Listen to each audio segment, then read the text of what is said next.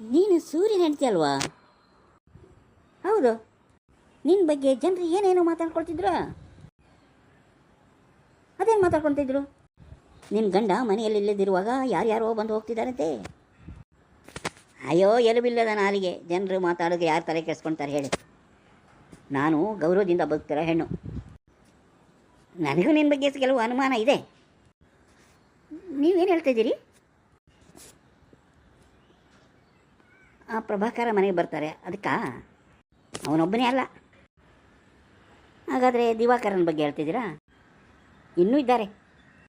ಅವರಿಬ್ಬರು ಭಾಸ್ಕರ, ರವಿ ಬರ್ತಿರ್ಬೋದು. ಈಗ ನೋಡಿದ್ಯಾ, ನಾನು ಹೇಳಿ ಸುಳ್ಳಲ್ಲ. ನಿಮಗೂ ಊರಿನ ಜನರ ಹಾಗೆ ತಿಳುವಳಿಕೆ ಇಲ್ದಾಯ್ತಾ? ಅವರೆಲ್ಲ ಯಾರು ಅಂತ ತಿಳ್ಕೊಂಡಿದ್ದೀರಿ? ಅವರೆಲ್ಲ ಯಾರು? ಎಲ್ಲರೂ ಸೂರ್ಯ ತಾನೇ. ಅಂದರೆ ಸೂರ್ಯನೇ ಬೇರೆ ಬೇರೆ ಹೆಸರುಗಳು. ಓಹೋ, ಭಾಳ ಚೆನ್ನಾಗಿ ಅಡ್ಜಸ್ಟ್ ಮಾಡ್ತೀಯಾ. ಬದುಕಬೇಕಲ್ಲ ಸರ್, ಬದುಕು.